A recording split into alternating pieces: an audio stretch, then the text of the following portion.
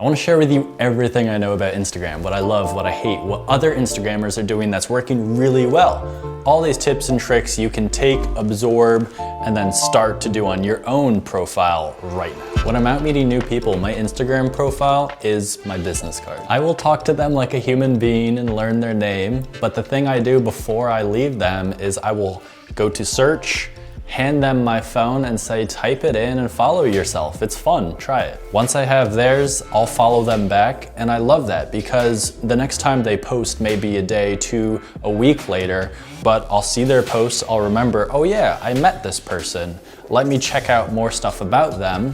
And if they don't seem to be like a person I'd want to follow or just something's weird about it, I can unfollow them right now.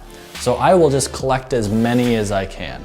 Everyone I meet, I'm going to follow them on Instagram because it's very easy to filter that out days, weeks, a month later, unfollow if it's not, but if it is, I have a new person that I'm networking with. And when you follow up and start a relationship on Instagram, you have to act like a normal person. Don't do something that you wouldn't do face to face on Instagram. And I don't know, personally, I just think it's really, really cringy when people like more than, like if they like 10, 20, 30 photos in a row, it seems like you're doing them a favor, but I hate that, I hate it. And personally, I will never be a person that will ever pay for likes and do that artificial growth. I think that is completely ruining things. It's the worst. I would rather have a smaller following with higher engagement, meaning more likes, comments, actual people talking and chatting and absorbing my content rather than inflated numbers. I'm not gonna show any examples, but it's the kind of thing where someone will have 50,000 followers, but then you'll look at their posts and they're getting 50 to 100 likes on each.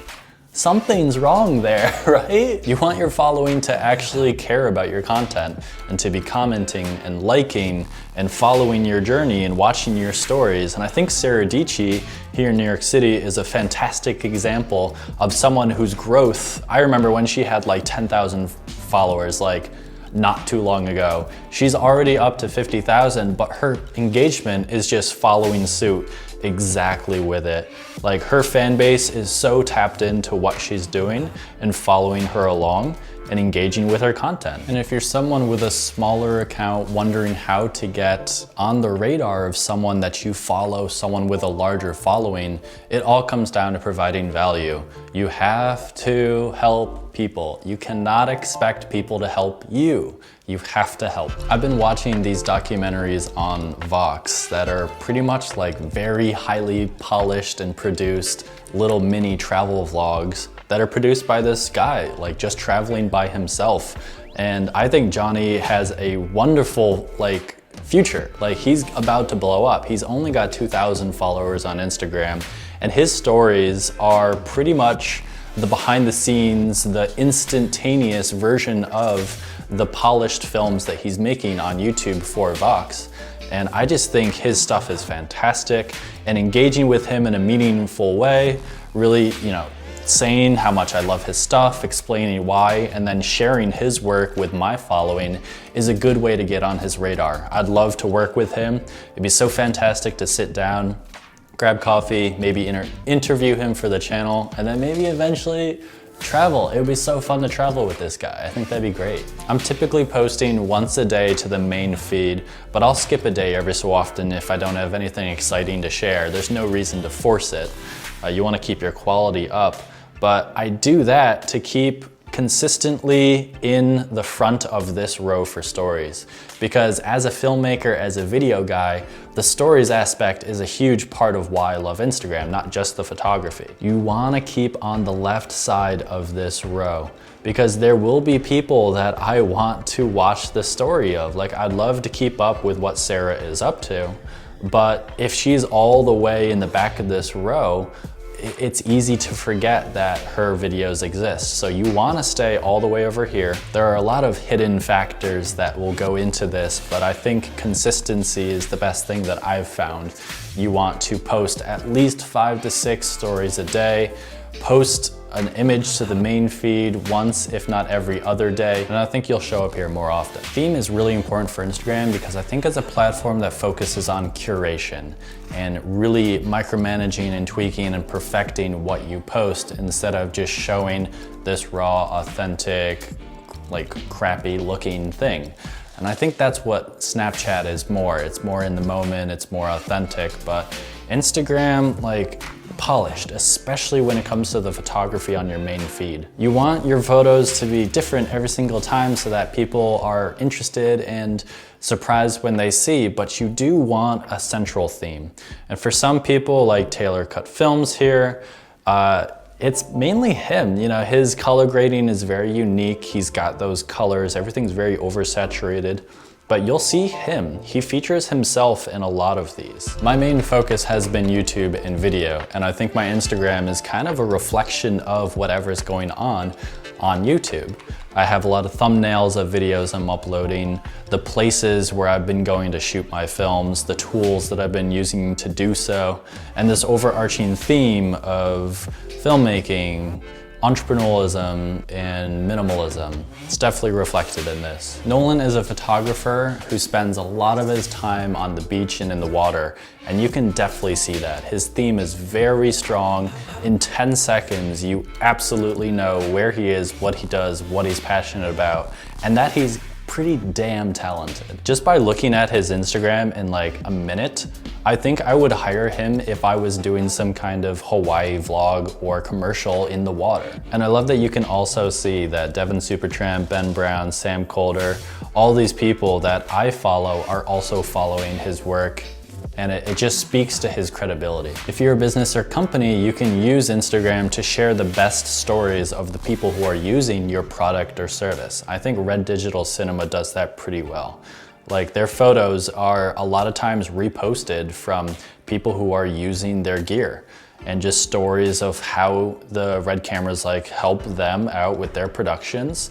And a lot of these are usually pulled from tags. So people will tag their use of the camera and the company, and then pretty much you can just go through this, pick your favorites, the ones that have the most influence, the ones that are the best looking, the best posts. Reach out to them, ask if you can repost. How you make your bio is a very small thing, but I think it's kind of important.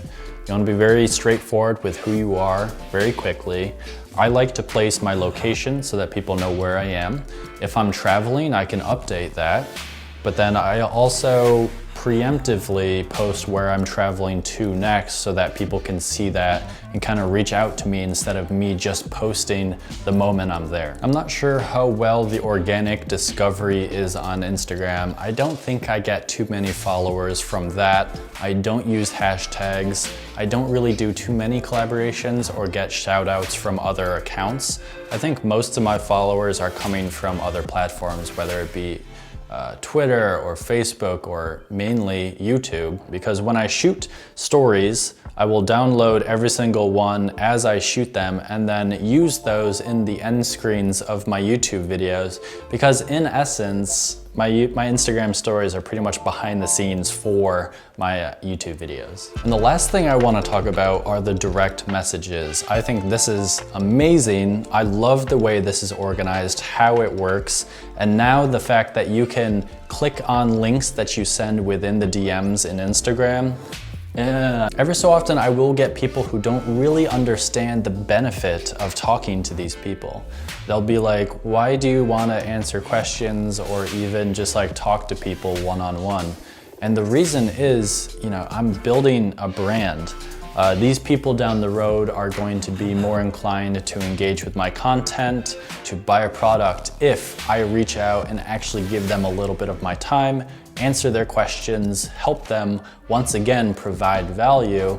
And you know, this is such an important aspect of any person on social media, to actually thank the people who take the time to watch your things. One trend that I have been seeing that I'm still testing out is when people post on their story that they posted a new photo to their main feed, but then say, comment this if you see this. So it's interesting to see that popping up a lot, and it must be working. So I'm gonna start trying that out and see how it works. I think the main reason is just to help the algorithm. I think that if people are commenting and sending you more messages, even if it's just a stupid emoji, I think that will help your placement in the top here. I think that's what it is. That's Instagram for me right now. It's always changing, so there's probably gonna be something new next week. What are they gonna steal next? What I'd love for you to do is to actually post your Instagram account link in the comments below and kind of give me a sentence about like what kind of things you do. I want to make sure that what you say you do actually translates to the photos that I'll see when I visit your account. So do that. Share any other tips you have in the comments below as well. But until next time, thank you for watching.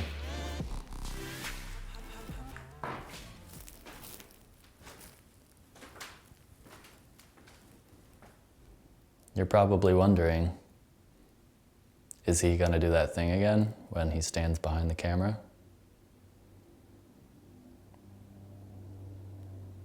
Yes.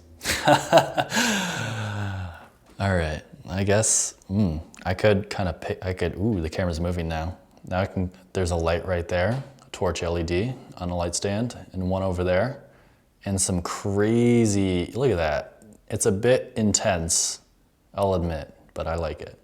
Okay. All right, guys, you can go now. Bye.